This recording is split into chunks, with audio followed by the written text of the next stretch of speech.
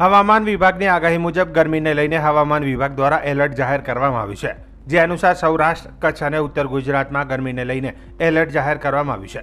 આજે અમદાવાદ સહિત કચ્છ, બનાસકાંઠા અને સુરતમાં યલો એલર્ટ આપવામાં આવ્યું છે, જ્યારે મોરબી, સુરેન્દ્રનગર, ગાંધીનગર અને રાજકોટમાં પણ યલો એલર્ટ આપવામાં આવ્યું છે. આ સાથે સાથે સૌરાષ્ટ્રના પોરબંદર, જૂનાગઢ, અમરેલી અને ગીર સોમનાથમાં યલો એલર્ટ અને આવતીકાલે અમદાવાદ સહિત કચ્છ, બનાસકાંઠા અને સુરતમાં યલો એલર્ટ જાહેર કરવામાં આવ્યું છે. આમ આવતીકાલે મોરબી, સુરેન્દ્રનગર, ગાંધીનગર અને રાજકોટમાં યલો એલર્ટ અને પોરબંદર, જૂનાગઢ, અમરેલી અને ગીર સોમનાથમાં યલો એલર્ટ આપવામાં આવ્યું છે.